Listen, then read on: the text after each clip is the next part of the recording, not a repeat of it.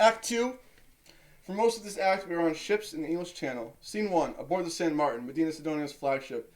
It is in the afternoon light when the Armada first seized the Lizard Peninsula. They are now in the English Channel. The banner of this holy crusade is raised on the mast of the San Martin. The ships appear behind the audience and sail down the aisles toward the stage. We have made it this far. We have made it this far. This would be a big instrumental moment, but now floats and model ships sail through the audience. The colors of the many noble houses of Spain and Catholic Europe are raised on the mast. The Capitina ship of Don Alonso de Leyva would have many noblemen on board. The color purple was a sign of wealth at the time, and plumes and hats were fashionable. All the soldiers, sailors, and gentlemen sing in an ensemble. We have made it this far. We have made it this far. Arise, Lord, and judge your own cause. So scene 2. Aboard the San Martin, Medina Sidonia's flagship. The deck of the ship is now the stage. This is the first of a series of war councils. Along with the Duke of Medina Sidonia are Vice Admiral Juan Martinez de Recalde, Don Miguel de Oquendo, Don Hugo de Moncada, Don Alonso de Leyva, Francisco de Bobadilla, Don Pedro de Valdez, and Chief of Staff Diego Flores de Valdez.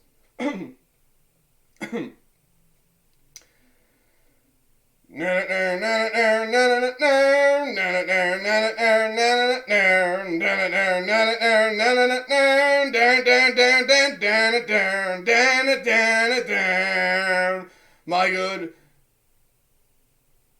gentlemen, we have finally arrived. Our destination's right before our eyes. Plymouth lies ahead, where I dare say the English fleet awaits. How should we treat them? How easy it would be to attack them head on. Those Englishmen barely know what's going on. If we strike on their land, we will surely succeed and gain the upper hand against those English dogs. We have the advantage of the wind. We should strike when we can. My good gentlemen, the Duke of Parma lies ahead. Let us not forget our goals. We should strike the serpent while we have the time. If we let them get the wind, now that's a serious crime.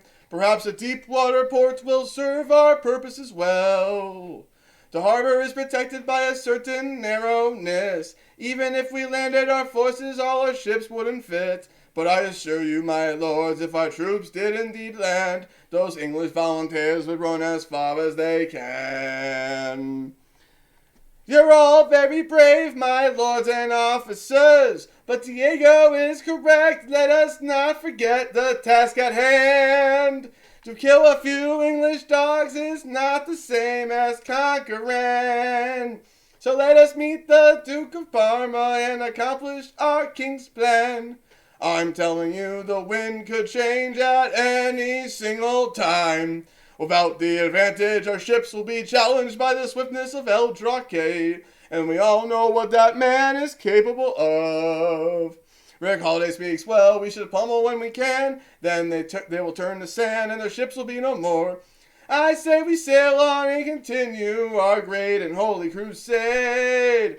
To shed blood without strategy might just be a fatal facade. Don't forget, my lords and gents, other targets lie ahead, but it's the Straits of Dover that I've set for course instead.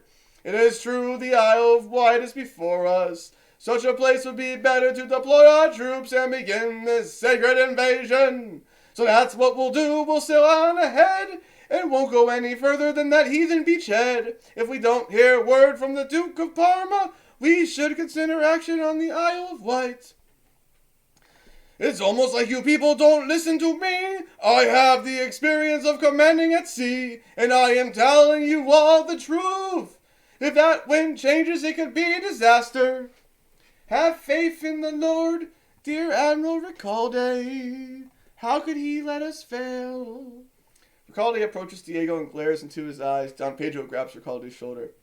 Don't let my cousin get into your head.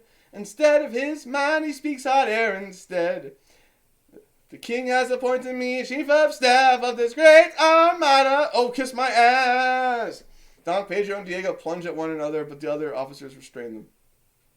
Enough is enough now, gentlemen, return to your ships. Insubordination will not be tolerated.